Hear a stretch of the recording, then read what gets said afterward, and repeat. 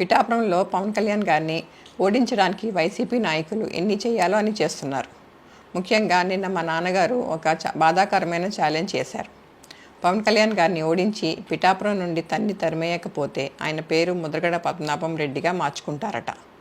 ఈ కాన్సెప్ట్ ఏంటో నాకు అసలు అర్థం కాలేదు. ఆయన ప్రకటన ముద్రగడ అభిమానులకు సైతం నచ్చలేదు.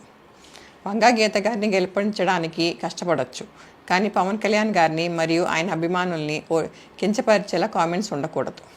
మా నాన్నగారిని కేవలం పవన్ కళ్యాణ్ గారిని తిట్టడం కోసమే జగన్మోహన్ రెడ్డి గారు వాడుతున్నారు. ఈ ఎన్నికల తర్వాత ఆయనను ఎటు కాకుండా వదిలేయడం పక్కా. ఈ విషయంలో నేను మా నాన్నగారిని పూర్తిగా వ్యతిరేకిస్తున్నాను. నేను పవన్ కళ్యాణ్ గారి గెలుపు కోసం నా వంతు కృషి నేను చేస్తాను. నా కుటుంబంలో కూడా చిచ్చు ఎవరు పెట్టించారో పెట్టారో తెలియదు. నేనేది బాధపడుతుంది, భయపడుతున్నాను. నిన్న రోజున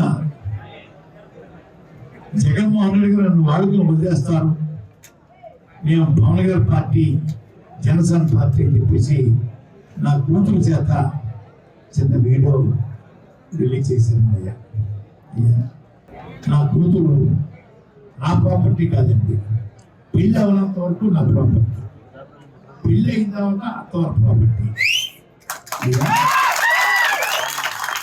కొడుకైతే సొంత పార్టీ,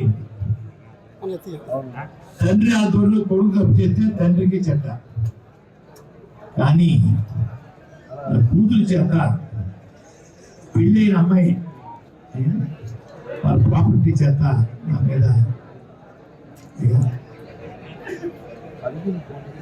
చిన్న బ్యాడ్గా చెప్పించారండి. ఎంత బ్యాడ్గా చెప్పినా జగన్ గారికి సేవకులుగా ఉంటాను, అందుకు తిరిగి లేదు.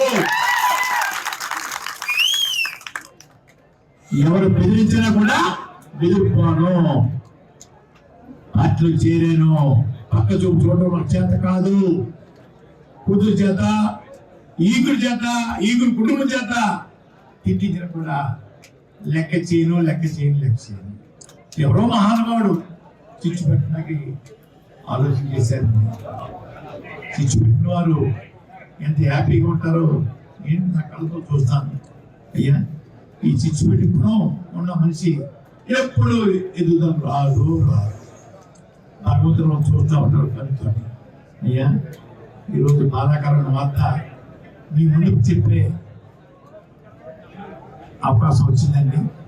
నిన్న చూశాను, బాధపడినా కూడా నేను భయపడినా కూడా పార్టీలో నన్ను ఆహ్వానించారు జగన్మోహన్ రెడ్డి గారు.